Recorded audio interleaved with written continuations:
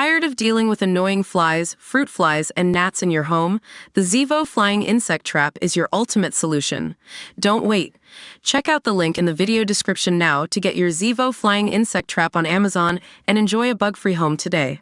A rotting pair of Russian space rockets have been left gathering dust for 30 years inside an eerie abandoned warehouse. The giant 189 million pounds shuttles failed to ever make it into orbit, leaving the Soviet Union labeling them worthless as they sat untouched and falling apart for decades. Urban explorer Greg Abandoned spotted the Soviet air shuttles while adventuring through the steppe of Kazakhstan, a vast grassland, with a friend. The adventurous Brit was trying to track down a mammoth space shuttle called Tichka, meaning little bird in Russian, as he also stumbled across a second rocket. The USSR pumped huge sums of cash into their space program as they raced against the US to achieve success in the cosmos. Incredible images shot on Greg's Sony camera show the 105-ton carcass of the Tichka covered in dust after being deserted in the huge hangar. After a failed mission decades ago, the complex 189 million pound craft had been left to rot in the remote warehouse. A second huge shuttle was also found, with Greg saying it was marked as a test rocket and was never meant to fly. They are kept in a hangar called MZK, which stands for Assembly and Fueling Building, CNN reports. The exact location of the abandoned warehouse has been kept under wraps for decades in order to protect the incredible discoveries, says Greg. Reports say they are located in the steppe of Kazakhstan, with the content creator saying his trip across uncertain terrain seemed like going to hell and back. But it was all worth it in the end, he boasted to his 113,000 Instagram followers after the trip.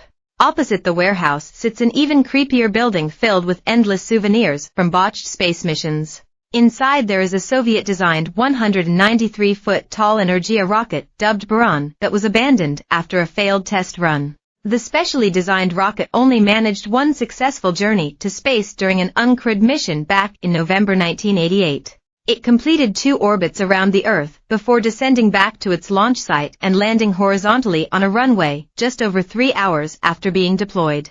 Despite the short time in transit, it was the first spaceplane to perform an uncrewed flight, as it also landed automatically back on the ground. I must say that the scale of this rocket is enormous. Standing there at the bottom and looking up at this monster was a remarkable experience. Greg found the Buran and told his viewers, "I must say that the scale of this rocket is enormous. Standing there at the bottom and looking up at this monster was a remarkable experience. I first found out about the shuttles in an article I came across online, and I could not comprehend that the shuttles that had cost millions of dollars were just rusting away. There is something about space that has always fascinated me. This was the ultimate place for me to travel to. It is every explorer's dream to see this for themselves." The design of the Buran is remarkably similar to the NASA's famed shuttles. The US version was essentially a giant space truck, designed to haul large cargo into orbit at the request of the Pentagon. It was often used to deploy military satellites as part of plans to dominate any potential space wars. The USSR reportedly wanted a clone with the same ability, according to Soviet space historian Bart Hendrik. He told CNN, "The decision to build Buran was a response to the perceived military threat posed by the space shuttle. If the Americans hadn't developed the shuttle, the Russians wouldn't have developed Buran.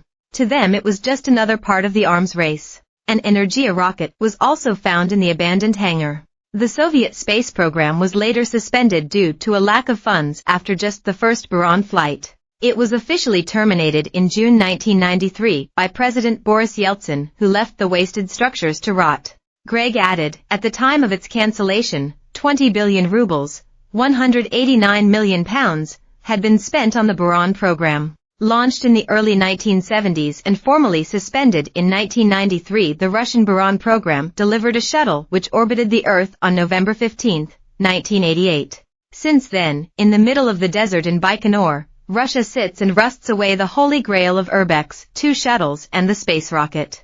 The spacecrafts remain marooned in the hangar, providing a stark symbol of the